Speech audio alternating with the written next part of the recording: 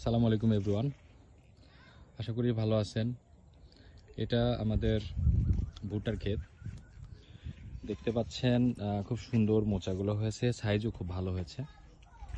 দুইটা, ম্যাক্সিমাম গাছে দুইটা, তবে কিছু কিছু গাছে তিনটাও দেখা যাচ্ছে। তবে ফল সাধারণত দুইটা হলে সব থেকে বেটার হয়। তো মূলত যে জন্য আমি ভিডিওটা করছি সেটা হলো ভেতরের অবস্থাটা একটু দেখুন। কোনো প্রকার ঘাস নেই। ঘাস নেই কেন? আমাদের যে আধুনিক টুলসটি রয়েছে সেই টুলসটা দিয়ে আমরা দুইবার এই জমিতে আগাছা দমন করার জন্য টেনে দিয়েছিলাম, যার পরিপ্রেক্ষিতে দেখেন কোনো আগাছা নাই, একেবারে নিট অ্যান্ড ক্লিন। পুরা জমি একদম পুরা নিট অ্যান্ড ক্লিন। এই যে দেখেন।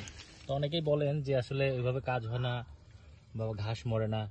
আপনাদেরকে একটা জিনিস বলি, যখন এর মধ্যে ঘাস হয়ে যায়, হিউজ পরিমাণে ঘাস হয়ে যায়, তখন ওইটা টেনে দিলে গাছগুলা যখন এরকম সাইজ হয় বা তার থেকে একটু বড় হয় তখন কিন্তু ছায়া হয়ে যায় ভিতরে। সেক্ষেত্রে কি হয়, যে ঘাসগুলো আছে সেই ঘাসগুলো আর বড় হতে পারে না, তো তখন আর খাদ্যও তারা নিতে পারে না। তো এই জন্য আমাদের যে আধুনিক টুলসটি রয়েছে ওটা সবাই ব্যবহার করতে পারেন। সব সবজির ক্ষেত্রেই ওটা ব্যবহার উপযোগী এবং মোটামুটি আগাছা দমন হয়। আর এই যে দেখছেন এখানে কোনো প্রকার ঘাস মারা ওষুধ ব্যবহার করা হয়নি। এই জন্য ফলনটাও আশা করছি যে ভালো হবে, সাধারণত ভালোই হয়, কারণ আমরা পেস্টিসাইড ব্যবহার করি না।